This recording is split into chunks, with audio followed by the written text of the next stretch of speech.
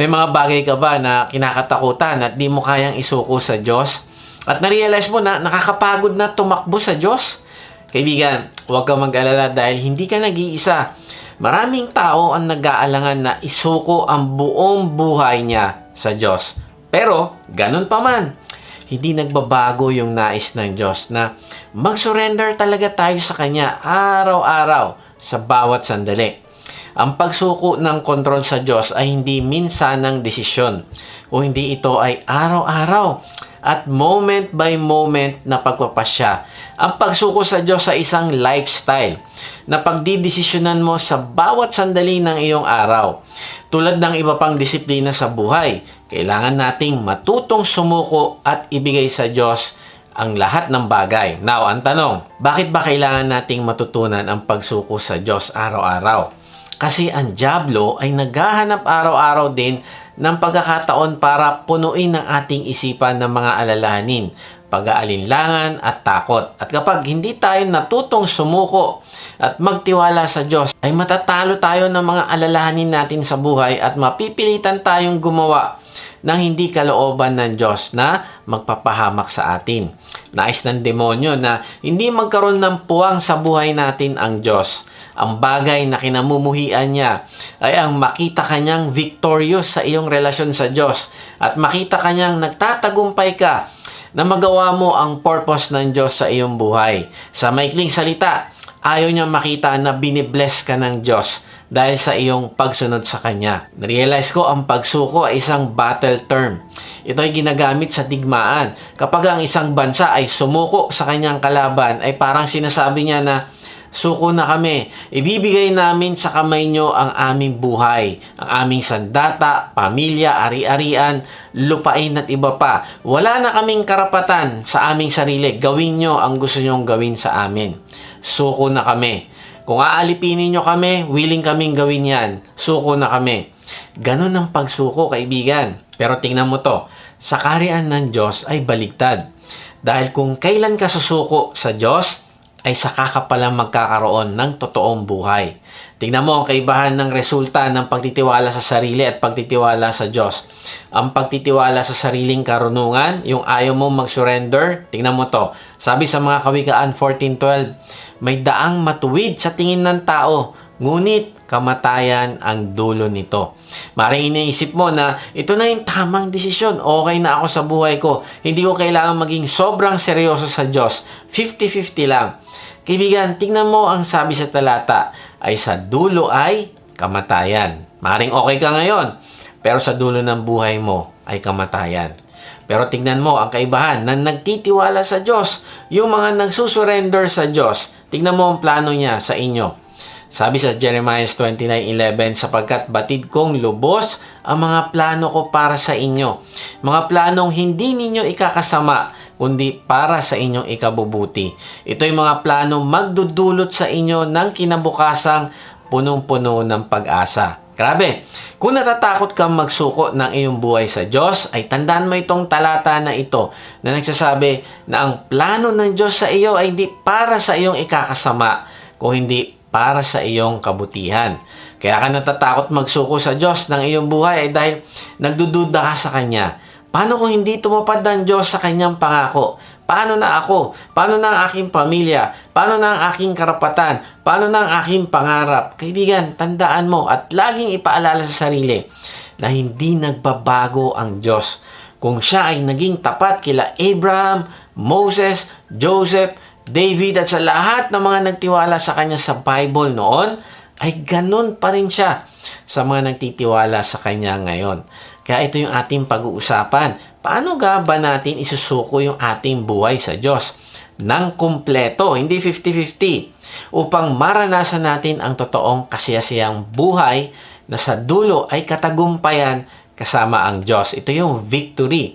Kung bago ka sa channel na ito, ay tapusin mo ang mensahe na ito dahil ito yung magpapabago sa iyong buhay. Ang pinakamagandang blessing ng pag-surrender sa Diyos ay freedom. Freedom from destroying your life at freedom from regrets in life.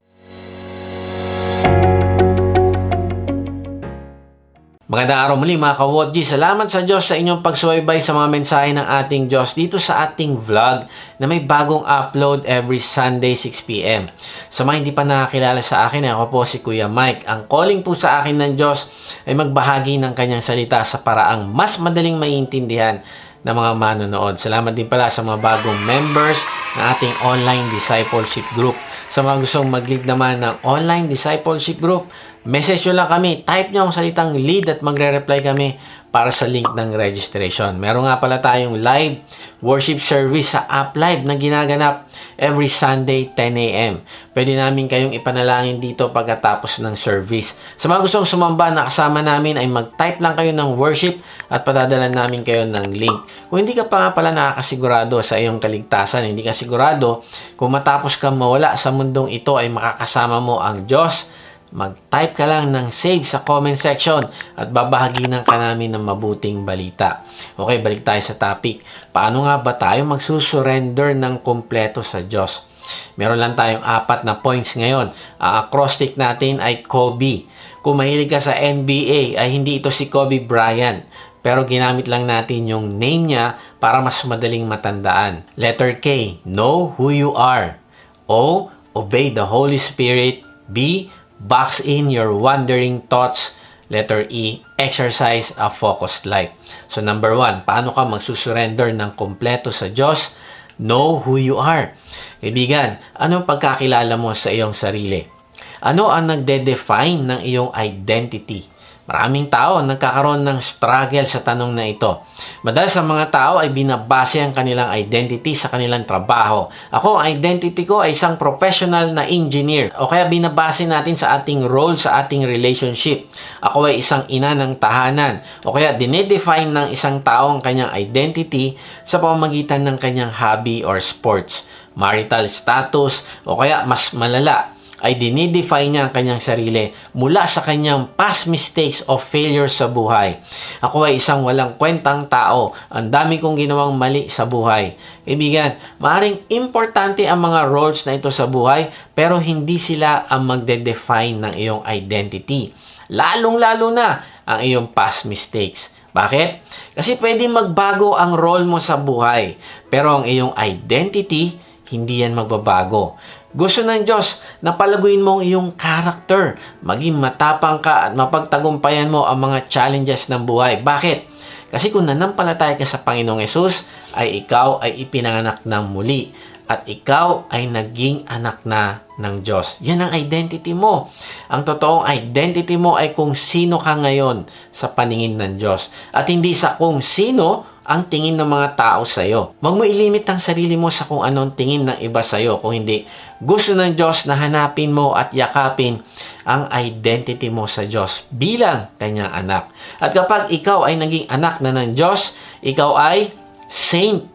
Kaibigan, kinikilala mo ba ang iyong sarili bilang saint? Maaaring inisip mo, ang saints ay yung mga may halo sa ulo o yung mga relihiyosong tao o mga taong gumawa ng kabutihan tapos tinawag silang santo ng mga tao. Kaibigan, hindi yan ang ibig sabihin ng saint. Hindi ibig sabihin ng saint ay yung mga taong umiwas sa kasalanan o kaya yung mga namalagi sa bundok na mag-isa para hindi daw sila magkasala at maging banal sila. Kaibigan, hindi yan ang ibig sabihin ng saint. Ang nagde-declare kung tayo ay saint o hindi ay ang Diyos at hindi ang tao. Kung ikaw ay pinatawad na sa lahat ng kasalanan mo, past, present, future sins, ikaw ay naging saint.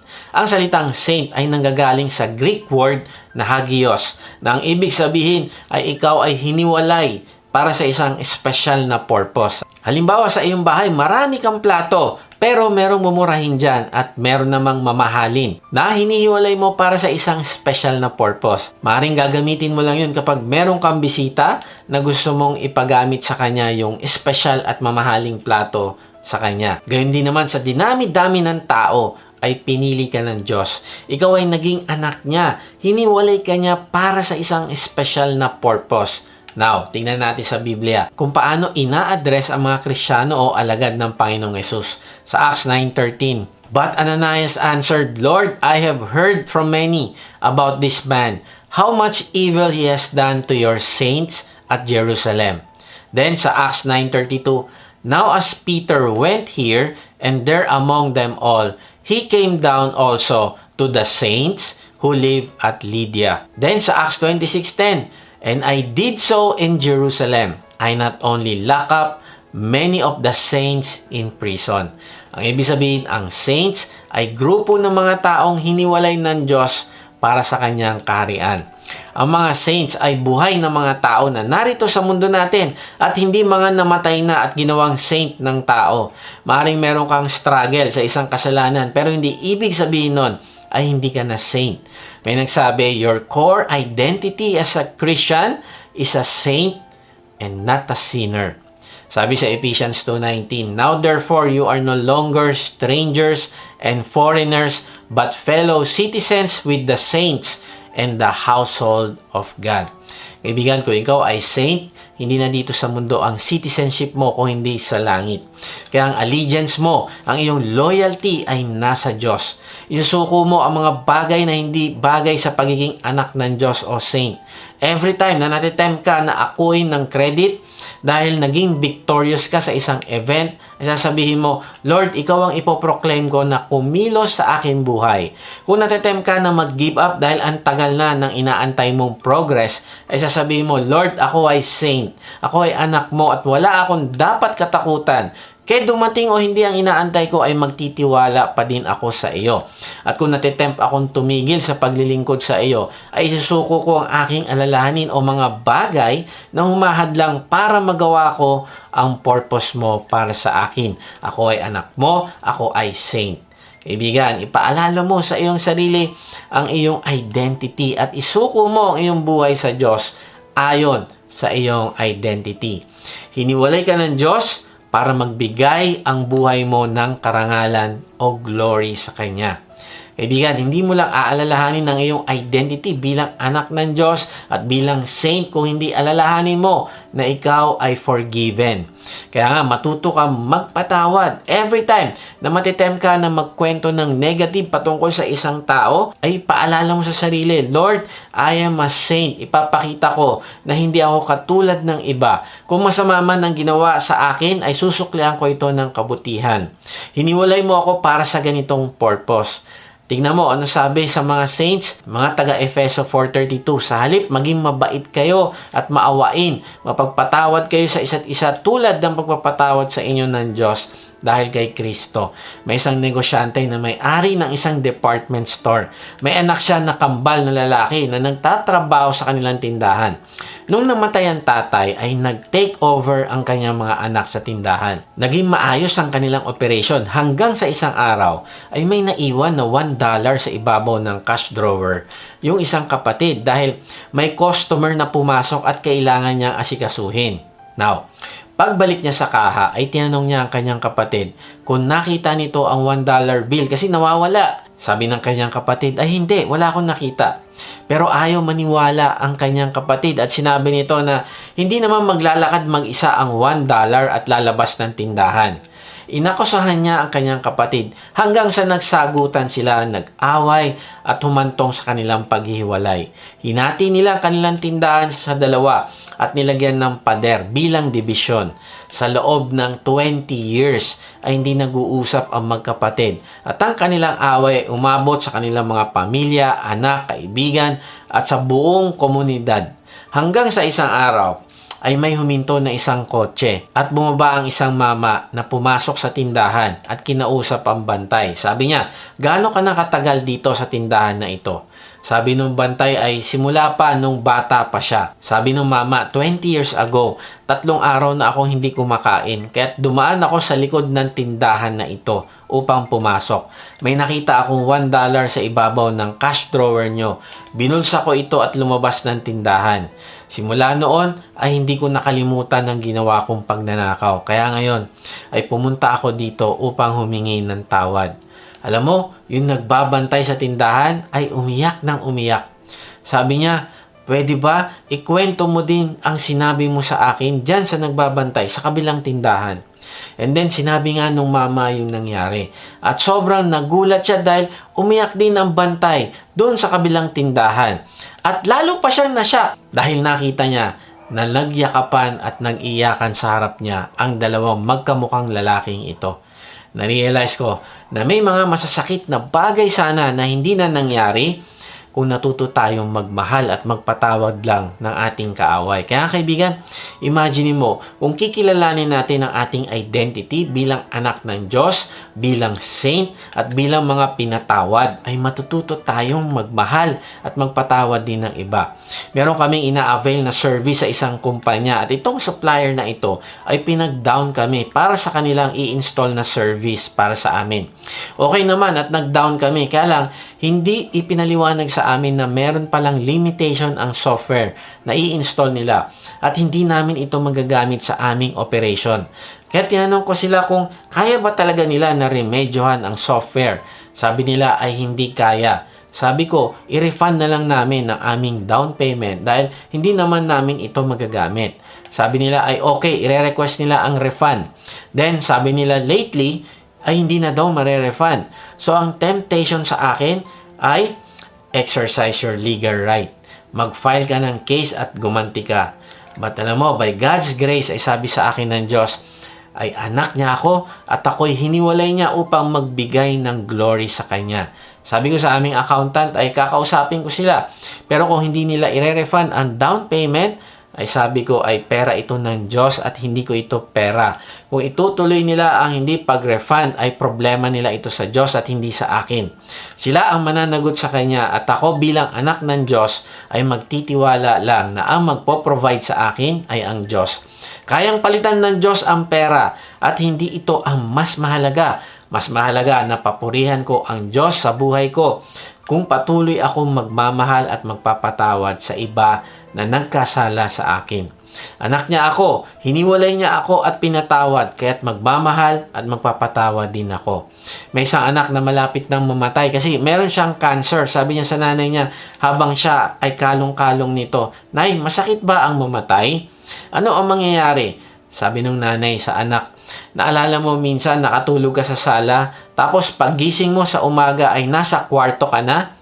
Ganon ang kamatayan, anak. Ikaw ay anak na ng Diyos, kaya't kung ikaw ay mamamatay, ay para ka lang matutulog at paggising mo ay nasa piling ka na ng tatay mo sa langit." Kaibigan, hindi ko alam kung ano ang pinag-aalala mo o nagiging dahilan para hindi mo isuko ang iyong buhay sa Diyos.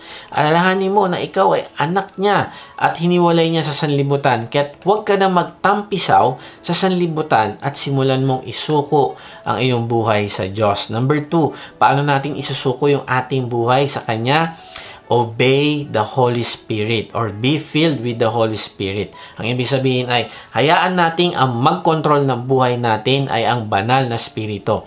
Sa oras na nanampalataya ka sa Panginoong Yesus ay nanahan na sa iyo ang banal na Espiritu. Nang dahil sa Kanya ay pinanganak kang muli at naging bahagi ng katawan ng Panginoong Yesus. Sabi sa 1 Corinto 12:13, maging Hudyo o Hentil, alipin man o malaya, tayong lahat ay binautismohan sa iisang Espiritu upang maging isang katawan. Tayong lahat ay pinainom sa iisang Espiritu. Sabi ni Pablo, ay binautismohan tayo ng iisang Espiritu upang maging isang katawan. Ibig sabihin, dahil sa bautismo na ito, ay naging kabahagi tayo ng katawan ng Panginoong Yesus. Hindi tayo naging kabahagi ng isang relihiyon, kung hindi naging kabahagi tayo ng katawan ng Panginoong Yesus. At ito ay nangyari nung nanaan sa atin ang banal na Espiritu.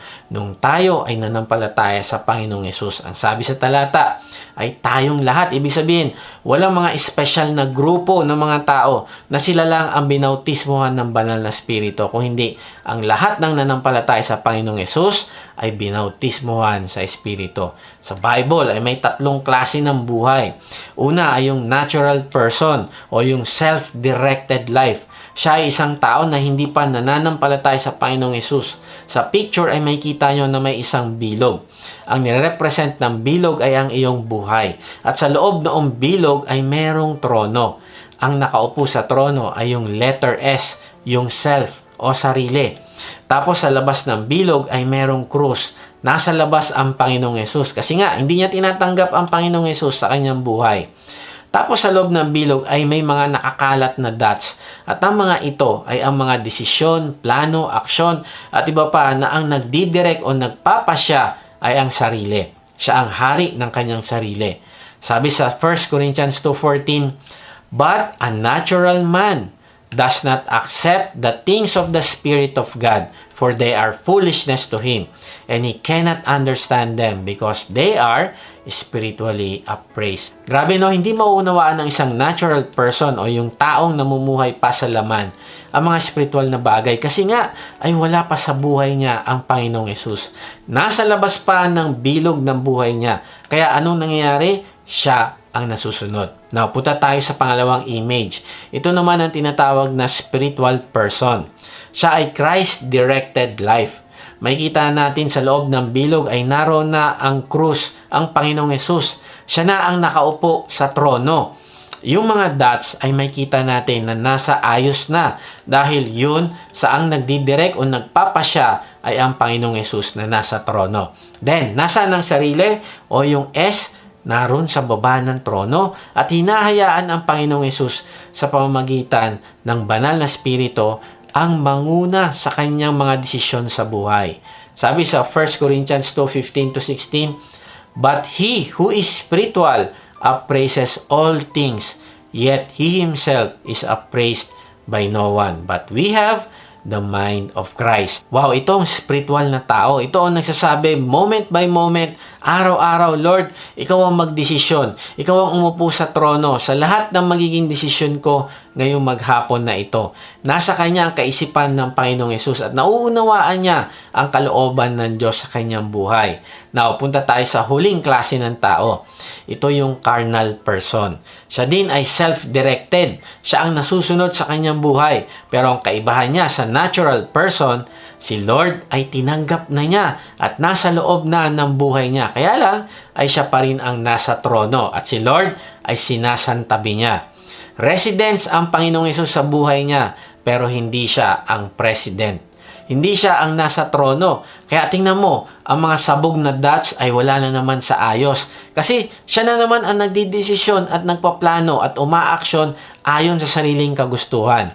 Sabi sa 1 Corinthians 3:1-3, "And I, brethren, could not speak to you as to spiritual people, but as to carnal, as to babes in Christ. I fed you with milk and not with solid food. For until now, you were not able to receive it, and even now, you are still not able. For you are still carnal. For where there are envy, strife, and divisions among you, are you not carnal and behaving like mere men?" Sabi dito ay brethren, ibig sabihin ay kapatid ito sa pananampalataya. Kaya lang, kahit tinanggap na niya ang Panginoong Yesus ay hindi pa din niya maintindihan ang mga bagay ng Diyos kasi nga siya pa din ang nasusunod at ang masakit nito ay nananatili siyang baby o immature. Kaya hindi makakain ng solid food. Pag sinabihan mo ng katotohanan at sinaway mo ay magagalit. Kaya tingnan mo, anong nangyayari sa buhay ng mga carnal na tao? Merong inggit, poot at dibisyon. Ang salitang carnal sa Greek ay sarkikos na ang ibig sabihin ay laman. Ibig sabihin, kung ano ang pagnanasa ng laman ay yun ang sinusunod ng isang carnal person. Kaya ang buhay niya ay puno ng pagdududa sa Diyos, pagsuway, poor prayer life, walang ganang mag-spend ng time kay Lord, walang ganang mag-Bible study, walang planong lumago, ayaw umattend ng discipleship group, masyadong critical sa ibang tao, legalistic, judgmental, palaaway, warrior, at walang pagmamahal sa Diyos at sa ibang tao. Samantalang ang buhay ng isang spiritual na tao ay ibang-iba. Dahil sa ang nakaupo sa trono ay ang Panginoong Yesus at ang sentro ng kanyang buhay ay si Kristo. Kaya ang buhay ng isang spiritual na tao ay binibigyan ng kapangyarihan ng banal na spirito. Siya ay nagbabahagi ng kaligtasan sa iba. Siya ay gumagawa ng alagad. Siya ay nagpapalago ng kanyang relasyon sa Diyos sa pamamagitan ng panalangin at pagbabasa ng Bible. Naiintindihan niya ang salita ng Diyos, nagtitiwala siya at sumusunod sa Diyos. Nararanasan niya ang pagmamahal ng Diyos at lumalago din ang kanyang pagmamahal sa Diyos at sa kapwa. Meron siyang joy, peace, patience, kindness, faithfulness, gentleness, goodness, at self-control. Grabe! Bagamat hindi siya perfecto, ay sinisigurado niya na babangon at babangon siya pag nadapa siya at ang mauupo pa din sa trono ay ang Panginoong Yesus. Kaibigan, saka sa tatlo, natural person, spiritual person, o carnal person.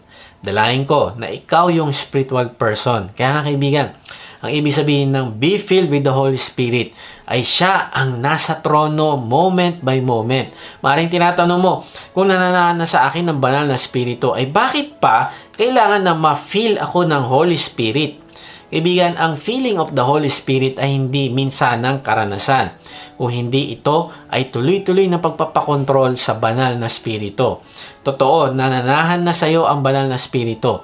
Pero yung pagpapakontrol sa banal na spirito ay araw-araw, moment by moment. Sabi sa Ephesians 5:18, at huwag kayong magsipaglasing ng alak na kinaroroonan ng kaguluhan, kundi kayo'y mga puspos ng espiritu. Sabi sa talata ay ang paglalasing ay kinaroroonan ng kaguluhan. Bakit nagkakaroon ng gulo? Kung may lasing, kasi ang nagkokontrol sa kanya ay ang espiritu ng alak. Ang isang tahimik na tao ay pag nalasing ay nag-iiba ang ugali. Now, sa halip na gugulin natin ang ating buhay araw-araw sa paglalasing at pagpapakontrol sa alak, ay hahayaan natin na ang banal na spirito ang mag-control sa atin. Makikipag-cooperate tayo sa kanyang kalooban at direksyon nang tuloy-tuloy at hindi minsanan. Hahayaan natin siya ang masunod sa ating buhay. Siya yung nasa trono. Ang pananahan sa atin ng banal na spirito ay isang beses lang at hindi na siya aalis sa iyo. Pero ang feeling of the Spirit ay araw-araw, moment by moment. Ang ibig sabihin ay siya ang laging nakaupo sa trono. Binibigyan mo ng kalayaan ang banal na spirito na sakupin niya ang lahat ng parte ng iyong buhay. At sa pamamagitan ng kanyang kapangyarihan na kikilos sa iyo, ay ikaw ay magbubunga ng sagana. May nagkwento na kapatiran, sabi niya na matapos niyang linisin at imap yung kanyang floors sa kusina, ay siya namang pasok ng kanyang anak na kasama yung mga kalaro.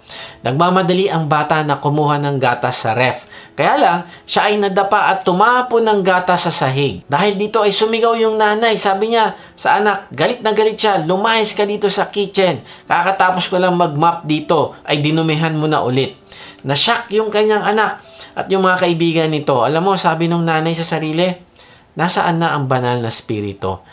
Nananahan siya sa akin pero hindi siya ang nasa trono. Ako pa rin ang nasusunod. At dahil dito ay nag-usap silang mag-asawa. Napagkasunduan nila na magkaroon ng throne check lagi sa lahat ng kanilang magiging desisyon. At tinuro din nila ito sa kanilang mga anak. Na-realize nila na kapag hinahayaan nila na ang mag-control ng kanilang buhay ay ang Panginoong Hesus, ay meron silang harmony at peace. Pero kung sarili ang pinapairal ay lagi may gusot sa buhay. Isang araw ay yung kanilang anak ay nilutuan niya ng itlog na nakalagay sa isang toasted bread. Meron yung butas sa gitna, tapos doon niya nilagay yung itlog. Kaya lang ay ayaw itong kainin ng anak at umiiyak ito. Sabi niya, ayoko ng ganyang itlog. Then, sabi nung tatay, anak, sino ang nasa trono ngayon? Then, sumagot yung anak, sabi niya, ang devil po at ako. So, sino ang gusto mong nasa trono? Si Jesus po. So, anong gagawin mo ngayon? Alam mo, yung bata biglang nanalangin, Lord Jesus, be on the throne and help me eat my egg. Kaibigan, simulan mo mag-surrender ng kumpleto sa Diyos. Paano? Bumaba ka sa trono at sumunod ka sa lahat ng direksyon sa iyo ng banal na spirito. Okay, number 3. Paano tayo magsusurrender sa Diyos? Box in your wandering thought. It's another way of saying, take your thoughts captive. Ibig sabihin, ikahon natin yung mga thoughts o kaisipan na hindi nakakalugod sa Diyos at palitan natin ito ng pagsunod sa Panginoong Hesus. Nung Wednesday, habang ako ay nandun sa coffee shop, ako'y gumagawa ng message and then merong isang tao na umupo malapit sa akin. Now, akala ko siya ay mag-work or something. Kaya lang, ay inilabas niya ang kanyang cellphone at nagsimulang manood ng na parang mga talk show or movie. Naiinis ako dahil sa sobrang lakas ng audio na pinapanood niya at nakaka-distract. And then alam mo, pumasok sa isip ko, ito yung mga sinasabi sa Bible na busybodies. Nagbibisi-bisihan sa chismis at iba pang bagay. And then sabi ko, wow, saan galing yung thoughts na yon? And na-realize ko sobrang judgmental, self-righteous at sobrang critical nung thought na iyon. And imagine mo, ako na nagtuturo at gumagawa ng mensahe. Ito mismo, yung mensahe na ito. Tapos magkakaroon ako ng thoughts na ganon and then pinaalala sa akin ni Lord, take your thoughts captive to the obedience of Christ. Lord, mali itong iniisip ko at hindi ko ito dapat i-entertain. Ikakahon ko ito at itatapon. Tulungan mo ako na mag-focus sa kung ano lang ang pinapagawa mo sa akin upang hindi ko mapagbigyan ang mga isipin na pumapasok sa akin. Narealize ko noong tayo ay naging Kristiyano o alagad ng Panginoong Yesus ay yung ating sinful, fleshly desires, yung panlilinlang ng dyablo at ng mundo ay hindi naman nawala. Kaya nga si Pablo sabi niya sa Roma 12:2, huwag kayong makiayon sa takbo ng mundong ito, sa halip, hayaan ninyong baguhin ng Diyos ang inyong pag-iisip upang maunawaan ninyo ang kanyang kalooban. Sa gayon, magagawa ninyo kung ano ang mabuti, kalugod-lugod at ganap na kalooban ng Diyos. Na-realize ko kung gusto mo maging matagumpay ang pagsuko mo ng iyong buhay sa Diyos, ay isasama mo isusuko ang iyong thought life, ang iyong isip. Ang ibig sabihin ng taking thoughts captive to the obedience of Christ ay kukulungin mo ito. Ito ay isang picture ng isang mabangis na hayop na inilagay mo sa cage. Nakakulong siya doon. Wala siyang magagawa, and then pagmamasdan mo yung hayop na yon na nagwawala at susuriin mo kung anong iniisip at kung anong pinaniniwalaan nung kaisipan na yon. Ini-examine natin siya kung ito ba ay naka-align sa kalooban ng Panginoong Yesus. Ito ba ay ang katotohanan na galing sa mabuting balita? Ito ba ang kaisipan na ito ay nagpo-promote ng pagmamahal ko sa Diyos at pagmamahal ko sa kapwa o hindi? Ganun yung ibig sabihin ng we box in our wandering thoughts. Ikukulong natin. Hindi natin nahayaan na mula sa isip bumaba siya sa puso at pumunta sa ating labi, at kapag nangyari yon, gagawin natin yung nasa isip natin at lalabas din siya sa bibig natin na makakasakit sa ibang tao at makakasira sa ating testimony. Kaya nga, yung kaisipan na yon ay kukulong natin agad at susuriin. Sasabihin natin, Lord, mali po itong iniisip ko na ito, hindi po ito yung tama. Itatapon ko po ito at susunod po ako sa katotohanan na sinasabi mo sa akin. Ito yung ibig sabihin sa Romans 12:2 na hayaan nating baguhin ng Diyos ang ating pag-iisip, at kapag hinahayaan nating mangyari yung kalooban niya sa buhay natin, mapapatunayan natin na ang kanyang kalooban ay mabuti. Ganito natin lalabanan ang mga maling kaisipan. Sabi ni Pablo sa 2 Corinthians 10:3-5, kung nabubuhay man kami sa mundong ito, hindi naman kami nakikipaglaban ayon sa pamamaraan ng mundong ito. Ang sandata namin sa pakikipaglaban ay hindi makamundo, kundi ang kapangyarihan ng Diyos na nakakapagpabagsak ng mga kuta. Sinisira namin ang mga maling pangangatwiran. Wow! Ang sabi dito, ang sandata natin ay ang kapangyarihan ng Diyos. Diba, we have the mind of Christ, we have the Holy Spirit na gumagabay sa atin at nagsasabi ng katotohanan. Ito yung kapangyarihan na meron tayo na dapat nating gamitin moment by moment. At ang kapangyarihan na ito ay ano daw ang kaya niyang gawin? Ang sabi rito, nakakapagpabagsak ng mga kuta. Sinisira namin ang mga maling pangangatwiran. Grabe no, kung alam mo katotohanan na galing sa Diyos, kahit anong negative thoughts ang pumasok sa iyo, ay malalaman mo at kaya mo itong pabagsakin. Kaya mo itong ilagay sa cage, ikulong at suriin kung ano yung tama dahil alam mo ang katotohanan. Then sabi pa sa verse 5, ginagapi namin ang lahat ng pagmamataas laban sa kaalaman tungkol sa Diyos at binibihag namin ang lahat ng isipan upang matutong sumunod kay Kristo. Sabi sa NASB translation, sabi doon, we are taking every thought captive to the obedience of Christ. Kaibigan, maaaring meron kang self-doubt. I'm not good enough for God's love. Kaibigan, hindi yan totoo. Take that thought captive to the obedience of Christ. Maring nagigilty ka. Nasa isip mo, hindi na ako mapapatawad ng Diyos. Kaibigan, hindi ang Diyos ang nagsasabi niyan sa iyo kung hindi si Satan. Walang kasalanan ang hindi kayang patawarin ng Diyos. Lalo na sa mga nagpapakumbaba sa Kanya. Maring natatakot ka sa future at kung ano-anong sinasabi ng dyablo. Wala na, katapusan ko na, wala na kaming pag-asa, wala na kaming future. Hindi kami kayang protektahan ng Diyos. Kaibigan, mali yan. Kaya anong gagawin mo? Ikukulong mo, bibihagin mo ang isipan na yan at susuriin mo. Galing ba ito sa Diyos o galing ito sa dyablo? Ito ba ay naka-align sa kung sino ang Diyos o hindi. Maaaring natitempt ka na i-compare ang sarili mo sa iba. Bakit ako ganito? Hindi ko kayang gawin yung mga nagagawa ng iba. At hindi rin ako kagaya nila na merong mga na-accomplish sa buhay nila.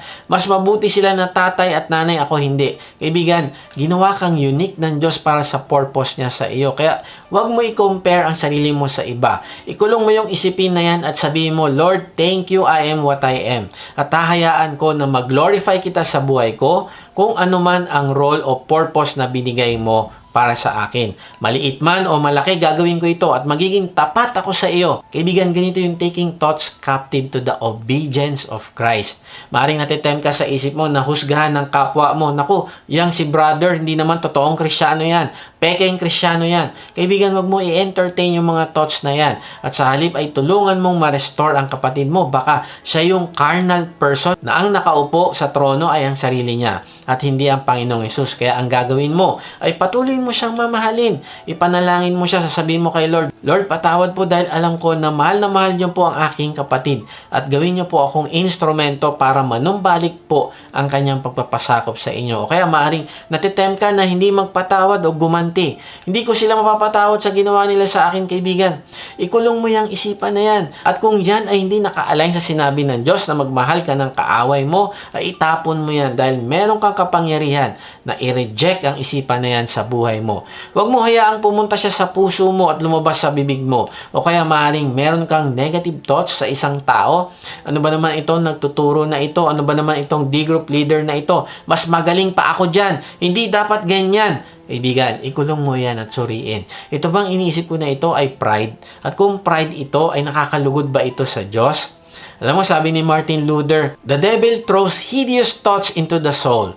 Hatred of God, blasphemy, and despair. When I awake at night, the devil tarries not to seek me out. He disputes with me and makes me give birth to all kinds of strange thoughts. The devil understands how to produce arguments that exasperate me. Sometimes he has produced such as to make me doubt whether or not there is a God. Grabe, no? Kaya huwag mo isipin na kapag naging Kristiyano ka na, titigil na ang dyablo. Na kapag nagtuturo ka na, kapag naging D-group leader ka na, titigil na ang dyablo. No, hindi siya titigil kahit kailan. Dahil ang gusto niya sa iyo ay padapain ka, wasakin ka, kasama ng iyong pamilya at ministry. At hindi mo magagawa ang purpose ng Diyos para sa buhay mo. Yun, yung plano niya para sa iyo. Merong isang lalaki at babae na magkatrabaho, pareho silang may asawa. Silang dalawa lagi ang partner sa mga projects ng kanilang kumpanya. At dahil sa dami ng trabaho, ay kadalasan inaabot sila hanggang madaling araw. Isang gabi, sabi ng babae, alam mo, natutuwa ako nakasama kita sa trabaho. At maaring yun talaga ibig sabihin ng babae. Na-appreciate niya yung partnership nila, yung pagtutulungan nila sa trabaho. Kaya lang yung lalaki, iba yung pumasok sa isip niya. Gusto ako nitong taong ito. Maaring may problema siya sa kanyang asawa. Maaring nagpapahiwatig siya sa akin at tanggap niya ako na may asawa din. At alam mo, ginawa ng lalaki, pinuri din niya at binola yung babae. At hindi nagtagal ay inaya niya na ito na mag-date sila. At alam mo na, ang nangyari. Kaya nga, balikan natin yung una pa lang na thought. Teka, gusto niya ako Meron siyang gusto sa akin. Alam mo kaibigan, yan yung pagkakataon that you will take your thoughts captive to obedience to Christ. Sasabihin mo, Lord, wala akong karapatan para isipin ko ito. Hindi ko po siya asawa. And minsan, kahit sa text lang o messenger o meron nag-post sa Facebook, parang ako pinapatamaan nito Masama ang pagkaka-text nito, parang naghahamon ito ng away Minamalit niya ako. So, dapat ipakita ko sa kanya kung sino ako. Kaibigan, ikulong mo yan at suriin kung yan ba ay naka-align sa sinasabi sa iyo ng Diyos. O kaya minsan, inisip mo kapag ikaw ay pinapayuhan, ang papasok sa isip mo, ikaw din naman ganyan ka Dapat mauna ka magbago, masyado kang mapanghusga. Kaibigan, ikulong mo yan kasi hindi yan pagpapakumbaba. Minsan may makikita ka na nagkukumpulan na grupo, inisip mo na ikaw yung pinag-uusapan. Ini-entertain mo ito sa isip mo. Pinagtatawanan ako ng mga ito, pinagkakaisahan ako ng mga ito. Pero sa totoo lang, wala naman silang masamang pinag-uusapan laban sa iyo. Kaibigan, surrender mo ito kay Lord. Kaya nga, ang tanong ano ngayon kung tama ang hinala mo? So, ibig ba sabihin yan ay may karapatan ka ng magalit? Mabavalidate ba ang pagganti mo? Hindi pa din. Kasi sabi ni Lord, love your enemy. Ang tanong, sino ang gusto mong umupo sa trono mo? Ikaw o ang Panginoong Hesus? Sabi ni Pablo, ang pagkakaroon ninyo ng usapin laban sa isa't isa ay isa ng kabiguan sa inyo.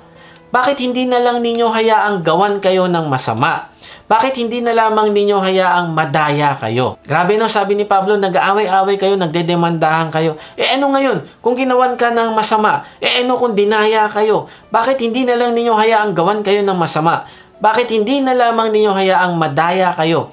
Grabe no, parang sinasabi ni Pablo, patay ka na sa sarili mo. Ang nabubuhay sa iyo ay ang Panginoong Yesus. Kaya mas importante na dapat ngayon sa buhay mo ay kung paano mo papupurihan ang Panginoong Yesus. At iisipin mo na kapag ako ay nakipag-away at hindi natutong magpakumbaba at hindi natutong magpatawad, ay maapektuhan ng Panginoong Yesus dahil masisira ang kanyang pangalan sa buhay ko. Pangalawa, ang taong ito na kaaway ko ay hindi ko madadala sa kanya.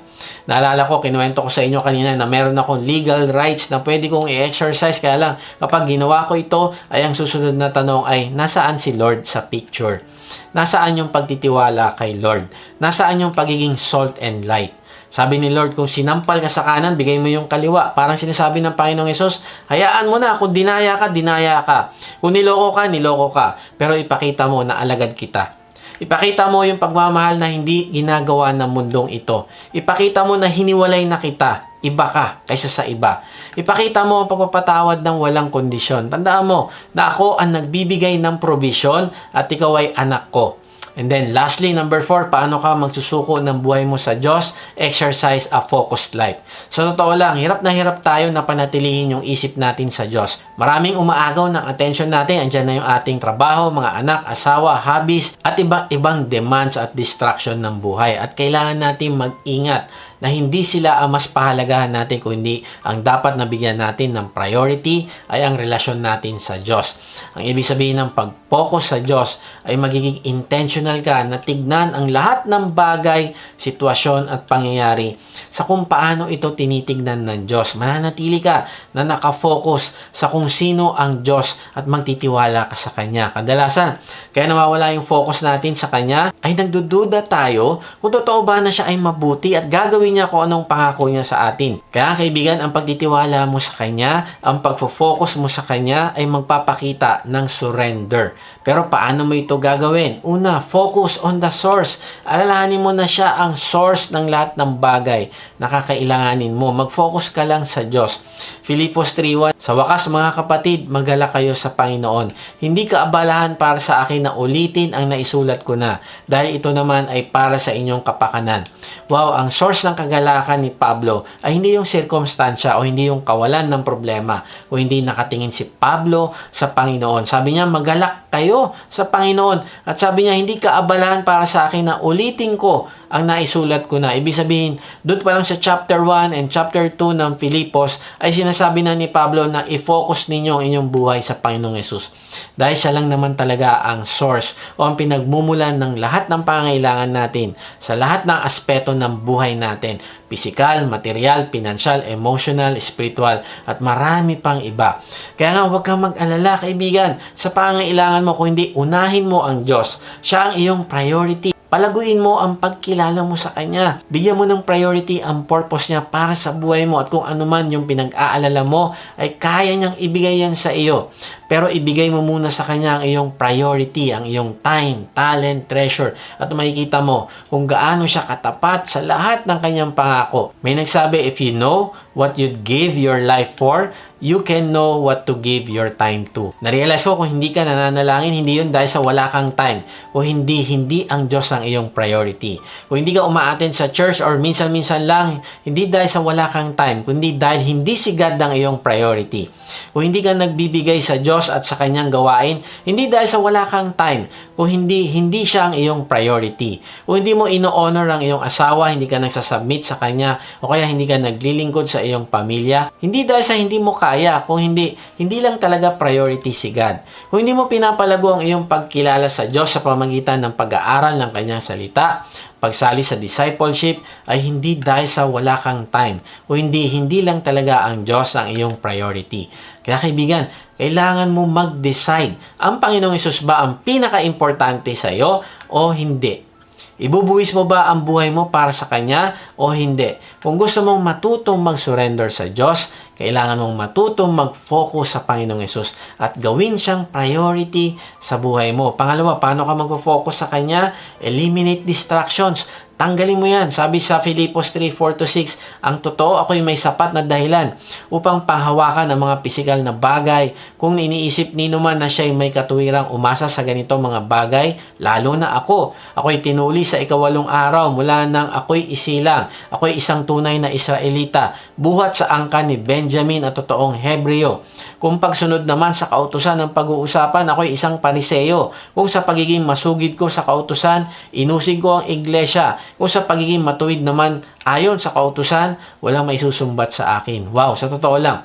Kung ang kaligtasan ay makukuha mo sa mabuting gawa, nako, sabi ni Pablo, marami ako niyan. Sabi niya, ako'y tinuli sa 8 araw, ako isang tunay na Israelita. Then sabi pa niya, mula ako sa angkan ni Benjamin at ako'y totoong Hebreo. Kung pagsunod naman sa kautusan ng pag-uusapan, sabi ni Pablo, ako'y isang Pariseo. Kung sa pagiging masugid ko sa kautusan, inusig ko ang church ng Panginoong Hesus.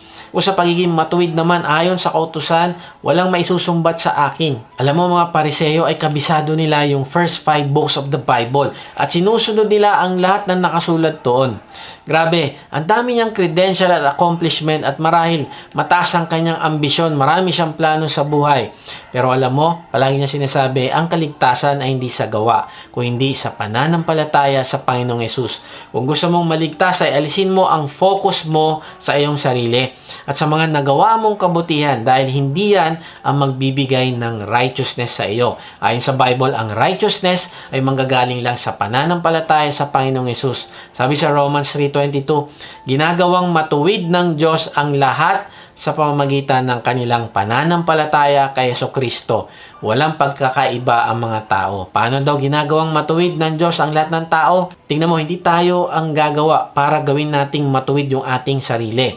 Kung hindi ang Diyos ang gagawa para maging matuwid ang isang tao, maging righteous, mapatawad, malinis, maligtas. So paano daw gagawing matuwid ng Diyos ang tao? Sabi diyan, sa pamamagitan ng kanilang pananampalataya kay Jesucristo. At alam na ito ni Pablo, siya ang sumulat nito. Ang ibig sabihin, ang focus niya ay nasa Panginoong Hesus at hindi siya papayag na magkaroon ng iba't ibang distraction.